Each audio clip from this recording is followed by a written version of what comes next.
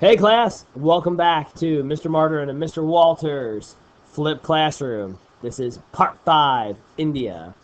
As we are teaching tonight, you guys want to copy down your notes on the Cornell note packet under Video 5, Imperialism in India. As always, if we're going too fast, please feel free to pause the tape or pause the video and copy down your notes. All right, so a little bit of background information on India.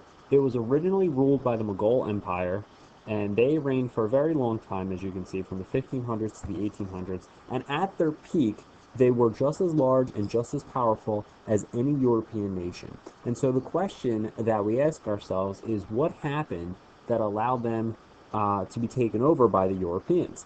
And it's also worth mentioning during this that it was during this time period that they built one of the greatest world monuments, the Taj Mahal. It's a very beautiful building. If you're ever in India, you can go see it. And if you don't want to do that, there's one in Atlantic City. Okay, so what happens? Well, there's this company called the East India Trading Company, and they are a British company. And essentially, they are merchants from European countries, and they compete for the highly profitable trade within India. And in the early 1600s, the British East India Company starts to gain specific trading rights with this empire, which means that no one else is allowed to trade with them. And if you remember, that always helps out the European nations, not the locals. And as Mughal power declines, the power and influence of the East India Trading Company increases. And I want you to understand that this is not a government entity. This is a economic corporation that is slowly taking over control. All right, guys, and just like Mr. Walters said, Europeans are taking control. One thing I hope the pattern you guys see is that everything the Europeans touch, they slowly begin to ruin. The population of all these native countries declines. So, once the British arrive, they encourage industry and disunity among the rival Indian princes. So it's kind of like the old rival game of divide and conquer. The British defeat other European nations. So England is the only European country in India at the time. The East India Company officials lack respect and customs of the Indians. They introduce policies that affect both caste system and marriages. And that's tremendously important if you remember from the beginning of the year when we talked about the Eastern religions. And they introduce changes affecting the sepoys. And Mr. Walter, what's the sepoy? Again, I'm so glad you asked this, Mr. Martin, because that's the very next slide. A sepoy is an Indian soldier who is employed in fighting for the British. And here is the story of kind of what happens, because what we're going to see is that these soldiers have a rebellion. And so I'm going to read this story to you.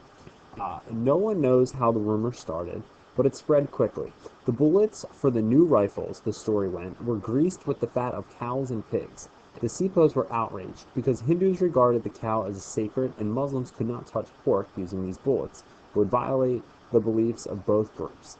As a result, the sepoys started a rebellion in May of 1857. And the most important point is that it doesn't matter if the story is true or not, it doesn't matter if the rumor was true or not, but this had a big effect on the Indians. They were very upset that their culture was being disrespected, and so they rebelled. All right, so what do the Brits do? Well, quite honestly, guys, they don't care. They're concerned with one thing, money and power. That's two things, really. But they start pushing the Indians to be Christians.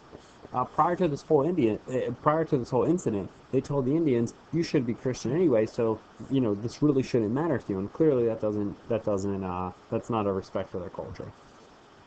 All right, the sepoys rebel and kill British colonists. They do not exclude women or children. So basically, they kill anybody that's British, and the British retaliate themselves by killing thousands of Indians. Because the British, again, being a geographic winner, have lots of natural resources. They have better weapons than the sepoys. And so what will happen is, after they win, the British officially take over the country of India.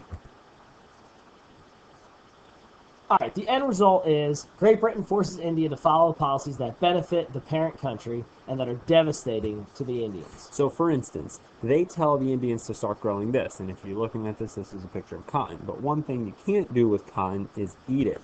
And so what happens is their Indian farms start growing lots of cash crops like cotton and things of that nature, and they're shipping them to the British. And what will happen is they're not growing things like wheat, and what will happen is that there's a major famine and food shortage, mass starvation, and a lot of people die because of this policy. And again, the British aren't affected. All right, the Indians begin to organize movements for self-rule, and in 1885, the Indian National Congress is formed.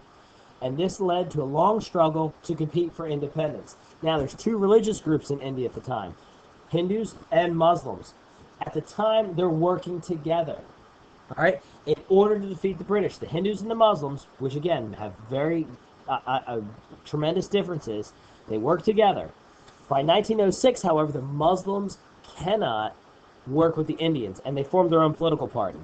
Finally, after World War II, in 1947, the Indians gain their own independence, and India becomes a Hindu country with its neighboring country, Pakistan, being a Muslim country. The end result being, ladies and gentlemen, is that both of these countries do not get along. They have strong differences, and to this day, both countries are nuclear powers. Yeah, so this is a map. What you're looking at here is what the British do to India. They divide it up and they create regions that are going to be specifically Muslim and regions that are going to be specifically Hindu. And when they do this, both sides are going to resent the other side because they feel as though they should have gotten more land out of the deal, specifically this region up here called Kashmir. And they fight over this region to this day. This is just another picture of that. And so this is where we have Pakistan and India, which at one point was the same country. Again, the British are the ones that divide this up, and they divide it based on religious differences. Hey, Mr. Walter, quick question for you. We see India here. We see Pakistan here.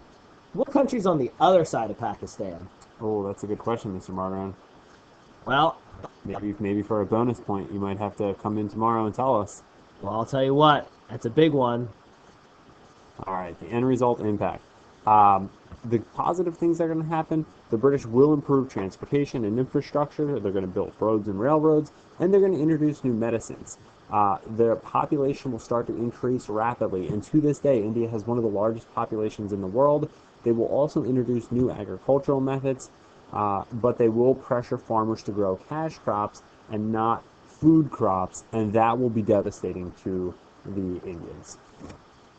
All right, guys, again, if we went a little bit too fast, you can always go back, replay the video again, or go back and pause any slide that you felt we went a little bit too quickly over.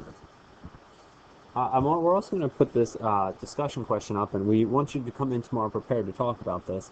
And essentially the question is this: how does Indian imperialism compare to Europeans' approach to Africa? What is similar and what is different? Be prepared to come in tomorrow with an answer to this question. Alrighty, guys. Great job tonight. Okay, well done. Well done.